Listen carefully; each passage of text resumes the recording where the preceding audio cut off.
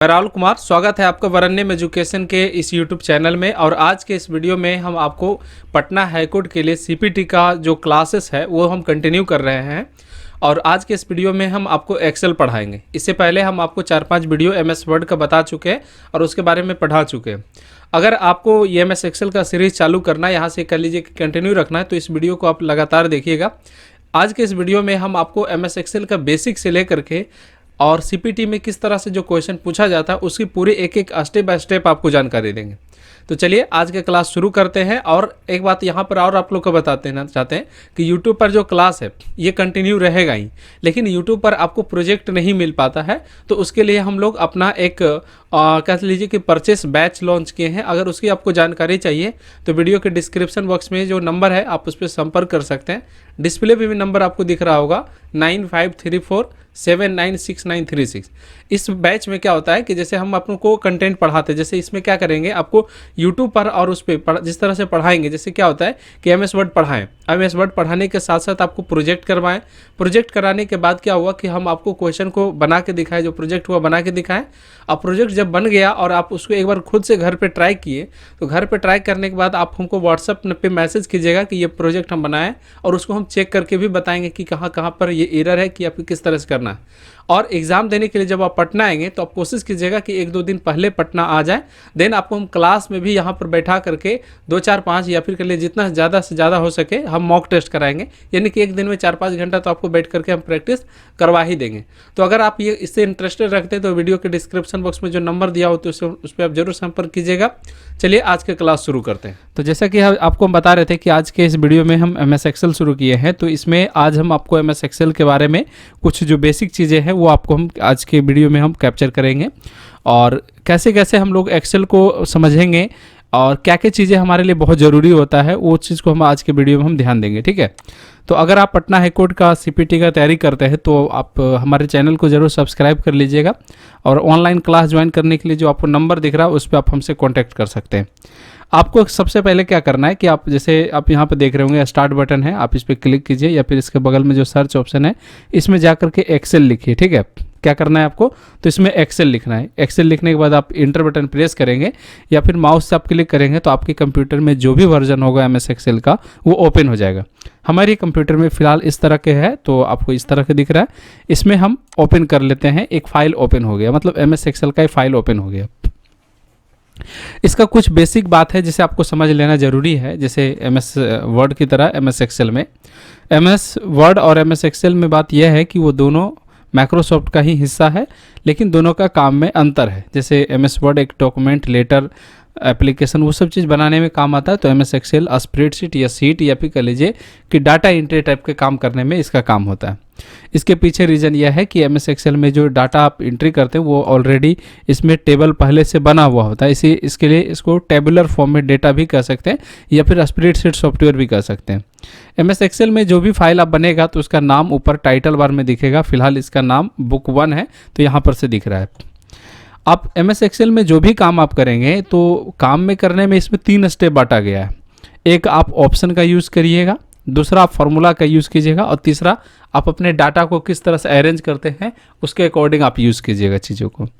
अब ये जो डाटा का एंट्री करना है वो हम कहाँ करते हैं, तो हम वर्कशीट में करते हैं। जो नीचे आप ये लाइनिंग दिख रहा है ना, इसको वर्कशीट कहते हैं। और जो वर्कशीट होता है उसको अगर बेसिक स्तर से समझिएगा तो वर्कशीट का मतलब होता है जैसे कॉपी के अंदर जो पेज होता है ना, तो उस पेज को हम लोग कहते हैं वर्कशीट या फिर शीट कहते हैं। और पूरे कॉपी को हम लोग क्या बोलते हैं, तो वर्कबुक कहेंगे। इसको हम एक और अच्छे उदाहरण से आप सबको समझाना चाहते हैं कि जैसे हम मान लिया कोई कॉपी खरीदते हैं। ठीक है तो कॉपी खरीदते हैं तो उसमें 100 पेज 50 पेज इस तरह से रहता है। तो इसी तरह से एक्सेल के भी जो फाइल भी हम ओपन करते हैं उसमें भी सीट रहता है, मतलब एक सीट, 2 सीट, 3 सीट, इस तरह से सीट बना हुआ होता है। तो एक एक्सेल के फाइल में टोटल 256 सीट होता है, जो कि आप नीचे में यहाँ पे सीट 1, फिर सीट 2, सीट 3 इस तरह से दिया हुआ। अब आप सोचेंगे कि हमको MCQ तो बनाना है नहीं, तो फिर ये थ्योरी वाला बातों को क्या मतलब बनता है।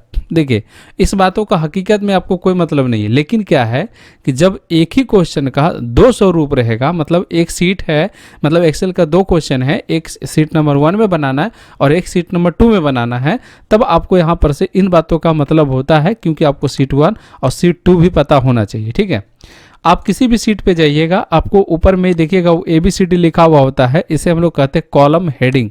कॉलम हेडिंग का मतलब वो कॉलम का नाम।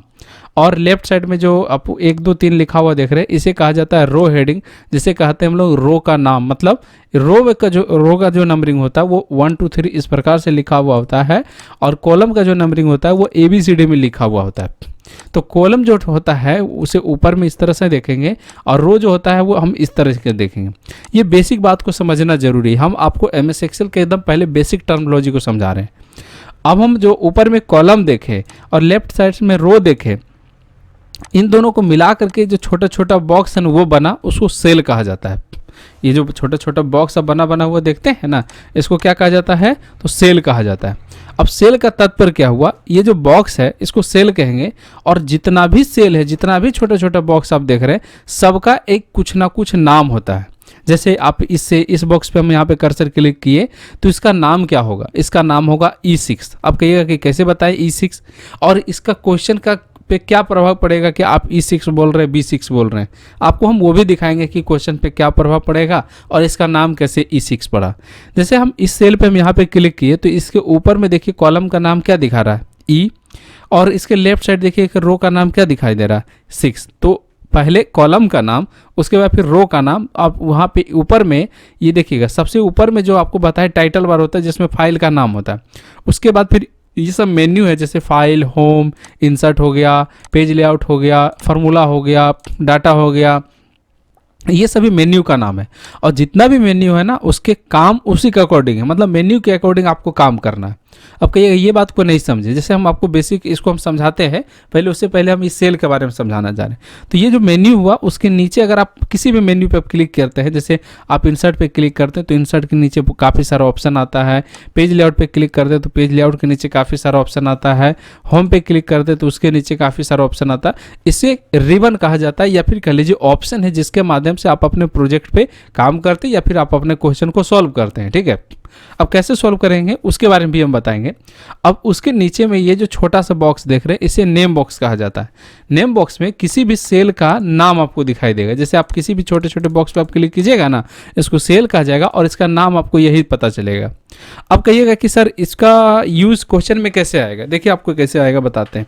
जैसे क्वेश्चन में बोला गया कि B6 से लेकर के E6 को माइनस कीजिए। ठीक है, तो B6 में कुछ डाटा है लिखा हुआ, जैसे यहाँ है ये B6 हुआ, इसमें लिखा हुआ है 66। ठीक है, और बोला है E6 वाले डाटा को माइनस कीजिए। यहाँ पे लिखा हुआ, मान लिया हम यहाँ पे लिख दिए 78। तो B6 में है 66, ठीक है, और E6 में है 78, और इसको माइनस कीजिए F6 में, तो मतलब यहाँ पे माइनस करना है। तो आपको F6 पे क्लिक करना है और उसके बाद इक्वल टू देना है। ठीक ना, आपको एक फार्मूला छोटा समझा रहे हैं। अब आप इस पे इक्वल टू दिए। अब यहाँ पर से देखिए, यहाँ पर आपको 66 यानी कि 66 दिख रहा होगा, लेकिन जैसे हम इक्वल टू दे करके इस पर क्लिक करेंगे ना, तो इसमें 66 ना देख करके B6 लिखा हुआ आएगा। आप यहाँ पर देख रहे हैं ना, यहाँ पे क्या लिखा हुआ है? B6। जैसे कि हम यहाँ पर से 66 पे जैसे क्लिक किए तो यहाँ पर से अपने आप लिखा गया B6। इसका तात्पर्य हुआ कि ये सेल का जो नाम है, उस सेल का नाम क्या है? B6 है। मतलब इसमें जो कुछ भी रहेगा ना, उसको माइनस ये जो भी फार्मूला लगाइएगा वो यहाँ पर से बदलेगा। जैसे हम यहाँ पर माइनस किए, ठीक है, और उसके बाद फिर 78 पे क्लिक किए तो 78 नहीं लिखा ये फार्मूला के अंदर, लिखा E6। तो अब समझ में आया कि ये जो हम आपको बोल रहे थे कि सेल का नाम है B6, उसका नाम है E6, किसी भी सेल का नाम, तो उसका महत्व क्या है? जब आप फार्मूला लगाएंगे, उसमें बीच में को कंटेंट को सेलेक्ट करेंगे, तो कंटेंट का वहाँ पर कंटेंट ना दिख करके उस सेल का नाम दिखाई देता है। तो वहाँ पर आप कंफ्यूज ना हो, उसके लिए हम लोग क्या लगाते हैं, तो वहाँ पर हम अभी पहले से बता देते हैं कि मतलब चीज़ें को उसको सेल कहते हैं और सेल का नाम होता है। समझ में आया बात कि नहीं? तो ये समझ में आ गया होगा। अब इसके बगल में ये जो ऑप्शन होता है, इसको कहा जाते हैं हम लोग फार्मूला बार। अब कहिए फार्मूला बार का क्या काम है? फार्मूला बार का भी बिल्कुल अच्छा काम है और बड़े लेवल का काम है। मतलब आपको ज़्यादा मतलब इसमें दिक्कत नहीं है, ठीक ना। मतलब आपको इसका भी एक सेकेंड आपको हम चीज़ों को यहाँ पर से एक बार और आपको क्लियर कर देते हैं। रुकिए एक सेकेंड, इसमें एक ओपन करते हैं प्रोजेक्ट। तो अब जैसे हम आपको अभी बोल रहे थे, ये फार्मूला बार का हमको महत्व समझाते हैं। जैसे देखिए हम यहाँ पर क्या लिखे हुए, आप लोग कमेंट करके भी बता सकते हैं कि 66 लिखा हुआ, इसमें 78 लिखा हुआ। ये दो चीज़ें तो आप लिखा हुआ तो देख ही रहे होंगे। ये जो दो चीज़ लिखा हुआ देख रहे हैं, ये आप इस सेल में जरूर देख रहे हैं। यहाँ पर क्या दिख रहे हैं, माइनस मतलब 12 है लिखा हुआ, लेकिन जैसे ही आप इस पर क्लिक करते हैं तो ऊपर में यहाँ पर फॉर्मूला शो करने लगता है, इसलिए इसको फॉर्मूला बार कहते हैं। ठीक है, मतलब अगर आप जो क्वेश्चन बनाइएगा उसमें जो फार्मूला यूज़ कीजिएगा तो किसमें क्या फार्मूला यूज़ किए हैं वो भी चीज़ें आपको यहाँ से पता चल जाएगा। ठीक ना, तो आई थिंक आप समझ गए होंगे कि क्या हम कहना चाह रहे हैं। बेसिक आपको जानकारी हम वर्कशीट का दे दिए। अब हम आगे बढ़ेंगे। अब आगे क्या बढ़ेंगे, अब हम इसका एंट्री करने आपको हम सिखाते हैं कि कैसे एंट्री किया जाता है। देखिए यहाँ पे हम कर्सर क्लिक किए, इसमें हम सबसे पहले लिखे नेम लिखे। ठीक है, नेम लिखें, और नेम लिखने के बाद हम जैसे दो चीज़ें आप समझ लीजिए कि अगर आप इसमें टैब बटन यूज़ करिएगा तो टैब बटन से कॉलम स्विच होता है और इंटर बटन से रो स्विच होता है। मतलब अगर आप टैब दबाते हैं तो उससे ए कॉलम से बी कॉलम में और सी कॉलम डी कॉलम ऐसे से आप आगे बढ़ेंगे। लेकिन अगर आप इंटर बटन दबाएंगे तो उससे आप क्या बदलेंगे, तो रो बदलेंगे। कैसे समझाते हैं, जैसे देखिए ये है कॉलम नंबर ए, हम यहाँ पे है टैब बटन, कीबोर्ड से टैब बटन प्रेस किए, अब हम बी में आ गए, टैब प्रेस किए फिर सी में चले गए, फिर डी ई इस तरह से। लेकिन अगर हम इंटर प्रेस करते, जैसे आप यहाँ पे हैं तो इंटर प्रेस करते तो नीचे आता। अब नेम के बाद हम यहाँ पर रोल नंबर लिखते हैं। समझ में आया बात कि नहीं, फिर इंटर प्रेस किए, फिर नीचे आए और फिर कुछ हम लिखते हैं। समझ गए। अब हम यहाँ पर से आपके समझाने के लिए हम यहाँ पर से लिखते हैं, जैसे हम ऊपर नेम तो ये लिख दिए, अब हम यहाँ पर से लिख देते हैं जैसे फिजिक्स, उसके बाद फिर यहाँ पर से लिख देते हैं केमिस्ट्री, फिर लिख देते हैं बायो, फिर लिख देते हैं हिंदी, एक आपको समझाने के तौर पे। ठीक ना, फिर यहाँ पर से हिंदी के बाद यहाँ पर से इंग्लिश लिख देते हैं और उसके बाद फिर यहाँ पर हम टोटल कर दिए। इतना चीज़ हो गया। अब हम इसमें एक एक कर करके इंस्ट्रक्शन अप्लाई करेंगे और किस तरीके से कौन इंस्ट्रक्शन कैसे अप्लाई होगा उसके लिए करके आपको हम एक एक करके बताते हैं। जैसे सबसे पहले हम अपना कंटेंट को इसे सेलेक्ट करेंगे। एक चीज़ जान लीजिए, हम MS वर्ड में भी बोले थे और MS एक्सेल में भी ये बात बोल रहे हैं कि बिना सेलेक्ट किए हुए आप बहुत ज़्यादा किसी भी चीज़ में कुछ बदलाव आप नहीं कर सकते हैं। इसीलिए सेलेक्ट करना बहुत अनिवार्य है और सेलेक्ट करना ही पड़ेगा। समझ गए ना। तो हम ये कंटेंट को सेलेक्ट किए और सेलेक्ट करने के बाद देखिएगा यहाँ पर से फॉन्ट ग्रुप में बी लिखा हुआ है, तो बी वाला पे करेंगे तो क्या होगा, बोल्ड हो जाएगा। आई वाला पे क्लिक करेंगे तो क्या होगा, इटैलिक हो जाएगा। यू वाला पे क्लिक करेंगे तो क्या होगा, अंडरलाइन हो जाएगा। अंडरलाइन के प्रकार भी है, नीचे में डबल अंडरलाइन, तो वो भी आप कर सकते हैं। ठीक है, अब इसके जस्ट बगल में यहाँ पर से बॉर्डर नाम का ऑप्शन है। आपको बॉर्डर के बारे में भी समझाते हैं, उससे पहले आपको फॉन्ट चेंज करने आप समझा दें।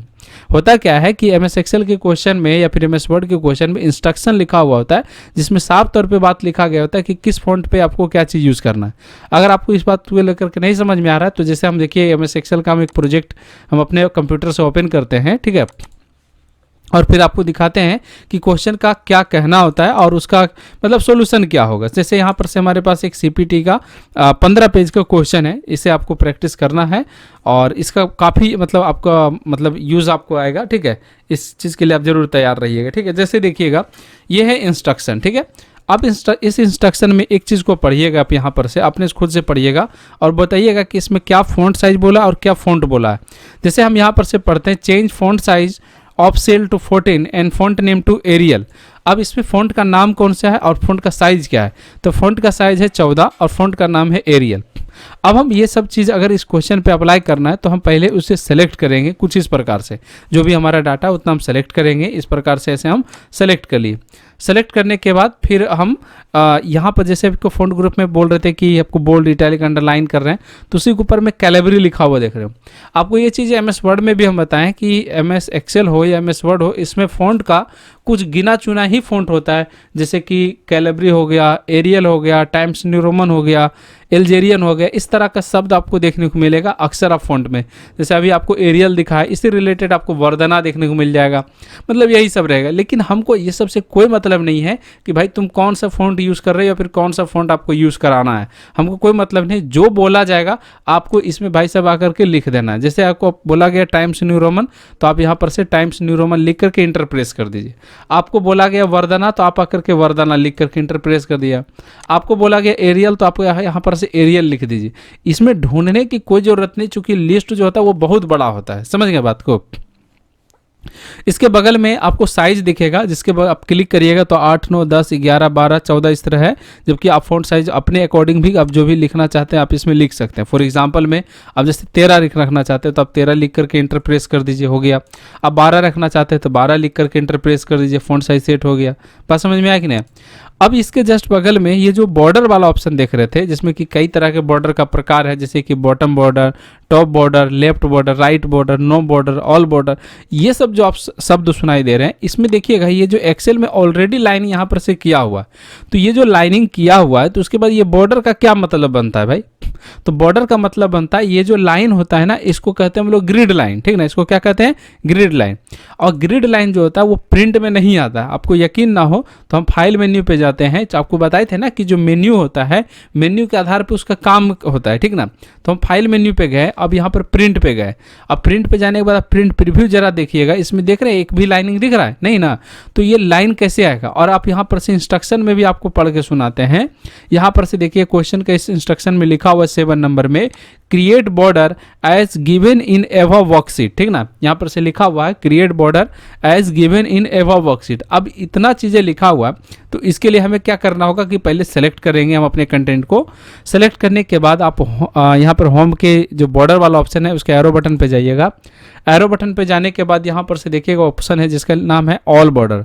ऑल बॉर्डर पे क्लिक कर देने से ये जो पहले लाइनिंग था इसे ये मतलब ग्रिड लाइन कहते हैं, तो ये प्रिंट में तो नहीं आता है। अब जो बॉर्डर पे हम यहाँ से दिए ये लाइन प्रिंट में आएगा, और इसका मतलब यह है कि हम जो भी कुछ प्रिंट में करेंगे तो उसमें हमें लाइनिंग देखने को मिलेगा। जैसे कि आप यहाँ पे प्रिंट प्रीव्यू में आप देख रहे होंगे, छोटा सा चीज़ें में आप यहाँ पर से देखने को मिल रहा होगा, ठीक है? इस तरह से समझ गए बात को? अब इससे आगे हम बढ़ें तो इस यहाँ पर एक ऑप्शन दिया हुआ है जिसको कहते हैं हम लोग क्या, तो इसमें कहा जाता है इसमें फील कलर। जैसे एमएस वर्ड अगर आप यूज़ करते थे, एमएस वर्ड आपको याद है, तो हम यहाँ पर से थोड़ा सा रिमाइंड कराना चाहेंगे कि एमएस वर्ड में भी इस तरह का चीज़ यूज़ होता था।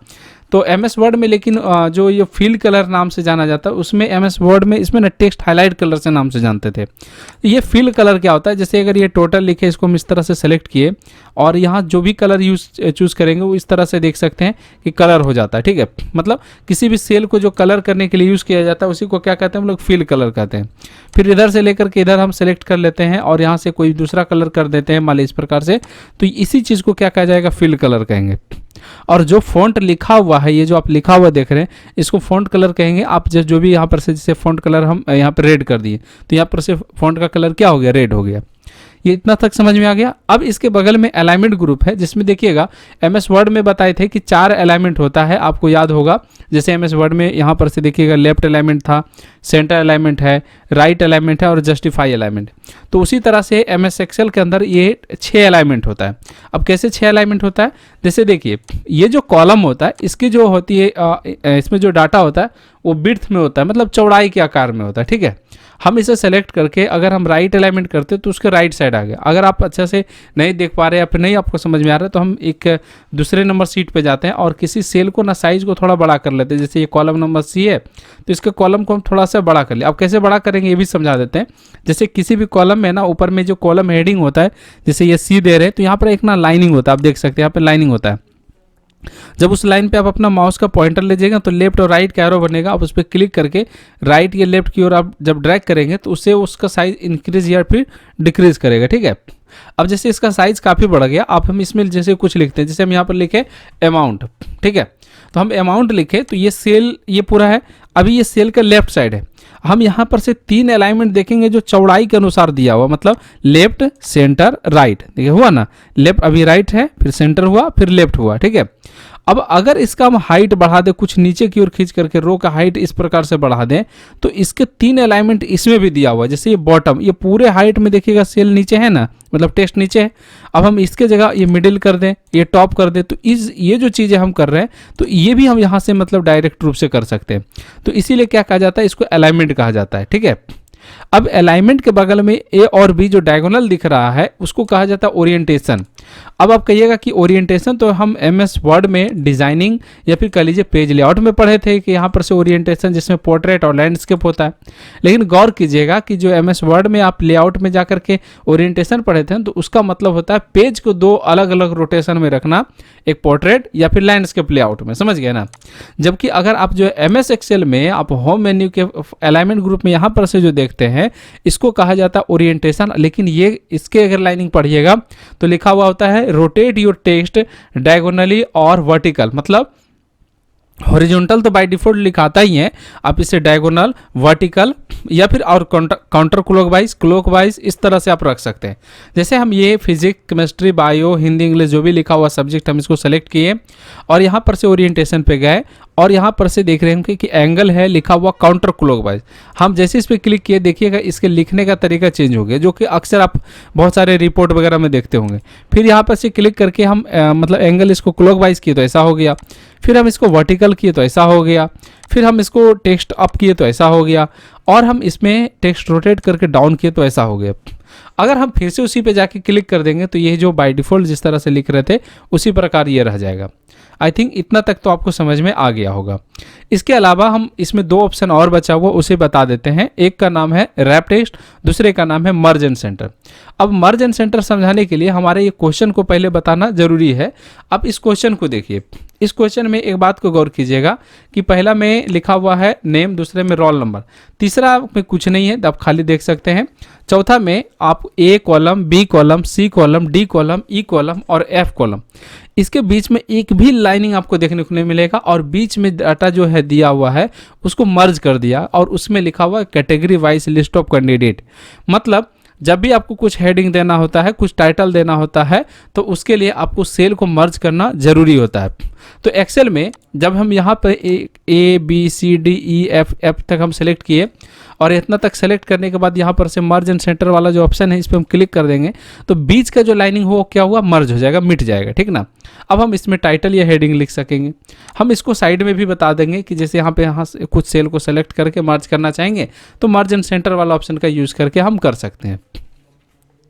अब इसके ऊपर में एक ऑप्शन देखिएगा जिसका नाम होता है रैप टेक्स्ट। अब रैप टेक्स्ट का प्रॉपर क्या काम? रैप टेक्स्ट का काम होता है एक ही सेल में एक से अधिक लाइन बना करके लिखना। फॉर एग्जांपल में हम कुछ क्वेश्चन आपको दिखाते हैं कि जैसे कि जिसमें कि रैप टेक्स्ट का यूज़ किया गया है। जैसे क्वेश्चन नंबर आप 3 देखिए, 3 नंबर क्वेश्चन में सबसे पहला है लिखा हुआ स्कूल नेम, ये एकदम सीधे में लिखा हुआ, कोई दिक्कत नहीं। दूसरा में क्या है कि मार्क्स और इन एक साथ है लेकिन टेक्स्ट जो है वो नीचे है, समझ गए। उसी तरह से अगला में आप यहाँ देखिए तो मार्क्स इन एक साथ है, प्रैक्टिकल उसके नीचे है और एग्जाम नीचे, मतलब ये 3 लाइन में लिखा हुआ। तो ये जो एक ही रो नंबर 5 या रो किसी एक रो के अंदर एक से अधिक लाइन बना करके लिखना उसी को रैप टेक्स्ट कहा जाता है। अब कैसे करना होता है, जैसे हम ये सेल है, ठीक है, ये सेल है और हम इसमें लिखेंगे टोटल। अब हम टोटल लिखे, अब स्पेस देकर के अमाउंट लिखेंगे या फिर हम मार्क्स लिखेंगे इस तरह से, तो क्या हो रहा है कि वो सेल को क्रॉस करके दूसरे सेल में डाटा चला जा रहा है, मतलब जो कंटेंट है वो दूसरे सेल में जा रहा है। तो ऐसे सिचुएशन में अगर हम रैप टेक्स्ट पे क्लिक करेंगे तो ये ऊपर नीचे देखिएगा एडजस्ट हो जाएगा। इसको एडजस्ट होने के पीछे रीज़न यह है कि अगर उस सेल में जितना स्पेस है उतना स्पेस उससे ज़्यादा कंटेंट है, इसलिए ये ऊपर नीचे हो रहा है। अगर उसके कॉलम का साइज हम बड़ा कर दें तब हम इस पर क्लिक करेंगे, देखिएगा कोई प्रभाव आपको ज़्यादा नहीं पड़ेगा। तो कॉलम का साइज अगर बड़ा है तो आपको कोई दिक्कत नहीं है, लेकिन अगर कॉलम का साइज बड़ा नहीं है तब आपको ऊपर नीचे एडजस्ट हो जाएगा। लेकिन क्या हो कि जब आप कॉलम के साइज भी बड़ा है कुछ इस प्रकार से और उसके बाद फिर आपको उसके ऊपर नीचे भी करके लिखना पड़े, तब उसके लिए आपको क्या करना होगा? तब इसके लिए हम यूज़ करते हैं इसमें एक शॉर्टकट की जिसे कहा जाता है रैप टेक्स्ट का शॉर्टकट की। हम जैसे यहाँ पे लिखे टोटल, फिर स्पेस दिए, फिर लिखे अमाउंट, तो ये एक सही तरीका नहीं होगा जिसपे कि हम एक ही, जैसे कॉलम का साइज तो बढ़ाना है, इसमें जितना जगह इसको चाहिए उससे ज़्यादा जगह इसको मिल जा रहा है, तो ये फिर क्यों एडजस्ट होगा? नहीं ना होगा। तो इसके लिए हम क्या करेंगे कि इसकी शॉर्टकट की यूज़ करेंगे। जैसे हम टोटल लिखे और कीबोर्ड में अल्ट बटन होता है लेफ्ट साइड में, अल्ट बटन प्रेस करके इंटर प्रेस करेंगे और अमाउंट लिखेंगे, देखिएगा यहाँ पर से ये एडजस्ट हो गया। तो आज के क्लास में बस इतना ही है, और हम कल सबसे पहले क्या करेंगे कि आपको इस क्वेश्चन को बना के दिखाएंगे, और आप कुछ जितना भी चीज़ें अभी हम पढ़ाए हैं उसी से रिलेटेड बहुत सारी चीज़ें ये बन जाएगा। और अगर आप हमारा ऑनलाइन वीडियो क्लास आप ज्वाइन करना चाहते हैं तो हमारा जो आपको स्क्रीन पे जो नंबर दिख रहा है आप इस पर संपर्क कर सकते हैं। नंबर है, आपको वीडियो के डिस्क्रिप्शन बॉक्स में भी नंबर मिल जाएगा, नंबर नोट भी कर सकते हैं, 9534796936। ये हमारा कोचिंग का ऑफिशियल नंबर है, इस पर आप व्हाट्सअप कर सकते हैं। एक और हमारा ऑप्शनल नंबर है, वो भी आप लिख सकते हैं, 7091370995। ये दोनों में से किसी नंबर पे आप हमसे कांटेक्ट कर सकते हैं। जैसे अभी देख सकते हैं कि ये मतलब पटना हाई कोर्ट का ही ये सभी स्टूडेंट का ये स्क्रीनशॉट है जो क्लास कर रहे थे। टोटल अभी मतलब मतलब ये ऑनलाइन में 40 से 50 स्टूडेंट एक साथ कनेक्ट थे। ये जूम एप्लीकेशन पे उन लोगों को क्लास दिया जा रहा है, जिसमें हर एक प्रॉब्लम को, एक छोटे छोटे चीज़ों को बारीकी से बताया जा रहा है, और बारीकी से एक स्टूडेंट से सबसे क्वेश्चन पूछा जाता है, प्रोजेक्ट करवाया जाता है, और सब लोग को इंस्ट्रक्शन दिया गया है कि जब आप पटना एग्ज़ाम देने के लिए आएंगे तो कुछ दिन पहले थोड़ा आ जाइए, 2-4 दिन पहले आइए, और क्लास में मिल करके क्लास में सब लोग के साथ टेस्ट दीजिए। हम भी रहेंगे, जहाँ जहाँ प्रॉब्लम होगा बताते चलेंगे। तो किसी भी तरह का कोई डाउट हो इस वीडियो में तो आप हमसे पूछ भी सकते हैं। मिलेंगे नेक्स्ट क्लास में जिसमें आपको क्वेश्चन बताएंगे।